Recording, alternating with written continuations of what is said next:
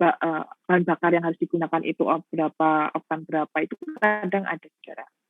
Ya, coba saudara baca-baca kalau misalnya luang waktunya atau slow, saya bilang coba dibaca buku manual book, itu hampir mirip dengan kamus data. Karena kita kalau kamus data kan sistem yang istilahnya jauh mungkin lebih luas. Kalau ini barang gitu ya, barang yang kita miliki itu apa saja sih keywordnya, suku cadangnya itu yang nomor berapa, yang ukurannya berapa, itu kan hampir mirip ya. Oke, kemudian bahasa DBMS. Setiap DBMS harus menyediakan cara untuk melaksanakan fungsi dasar. Yang pertama itu adalah pembuatan sebuah database, lalu pengubahan sebuah database, dan query sebuah database. Nah, kalau pembuatan database itu adalah yang dimaksud itu menyiapkan tempat untuk menyimpan data. Jadi di mana nanti data itu akan kita simpan, gitu ya, atau pembuatan sebuah database. Lalu pengubahan sebuah database itu ya bisa nanti input baru, kemudian disisipkan, atau mungkin nanti kita hapus. Lalu kalau untuk query itu adalah kita nanti akan menghasilkan output gitu ya. Query itu biasanya kaitannya dengan penghasilan output. Oke, kemudian pembuatan database yang pertama dulu. Untuk serangkaian database yang digunakan untuk membuat database, serangkaian perintah yang digunakan untuk membuat database disebut sebagai Data Definition Language. Nah, di sini DDL itu digunakan untuk membangun kamus data yang tadi kita pelajari, ya. Kemudian mengawali dan membuat database, lalu menguraikan pandangan logis untuk setiap individu, kemudian penetapan berbagai batasan dan kendala dalam keamanan record atau field yang database gitu ya. Jadi kalau untuk DDL ini itu adalah serangkaian perintah yang memang digunakan untuk membuat database. Salah satunya adalah memang kamus data itu akan dibuat untuk sebuah database. Oke, kalau misalnya kita lihat di contoh, ini ya, contohnya seperti ini. Berikut ini untuk membuat, ketutupan sebentar.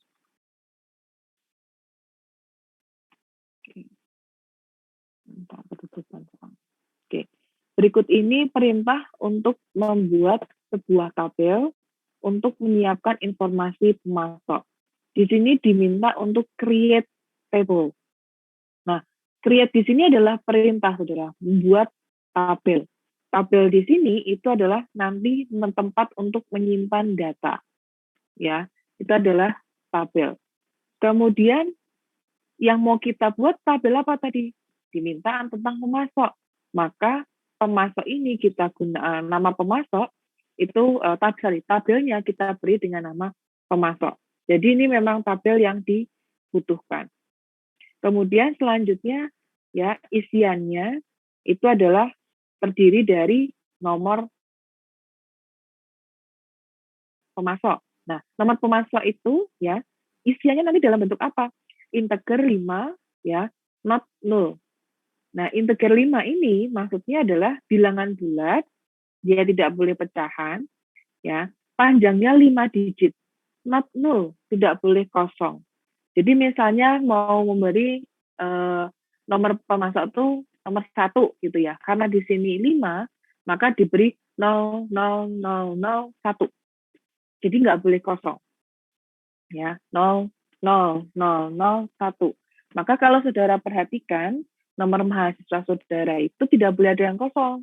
Maka kalau ada kosongnya harus diberi angka 0. Jadi misalnya mahasiswa tahun 2020 terus 00, nah itu nggak boleh kosong. Jadi 2020 000001. Ya, jadi itu namanya integer 0, not null. Not null itu nggak boleh kosong.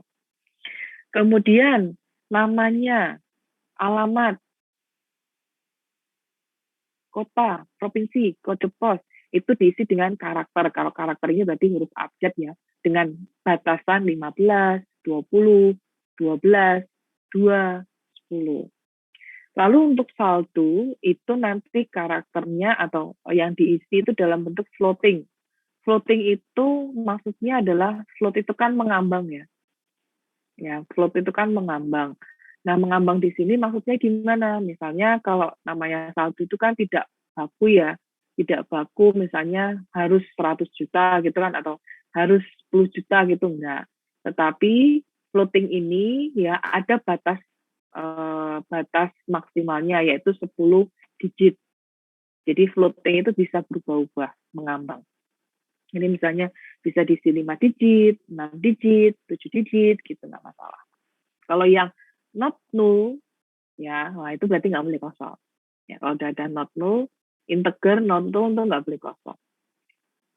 Maka nanti hasilnya akan seperti ini. Kode pemasok, nama, alamat, kota. Nah, ketika saudara mengisikan di dalam tabel, maka karakternya harus sesuai dengan yang ditentukan. Misalnya tadi integer 5 not null, maka ini harus kita masukkan angka 5 digit, tidak boleh kosong.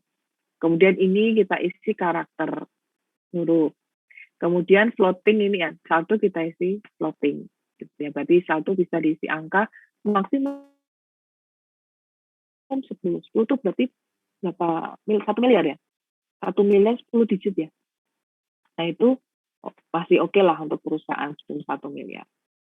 Ada yang 1 triliun ya, ya masih lumayan. Nah, nanti kalau misalnya untuk perusahaan besar mungkin floating ini karakternya mungkin lebih dari 10, mungkin 15, 15, salah mungkin lebih dari itu.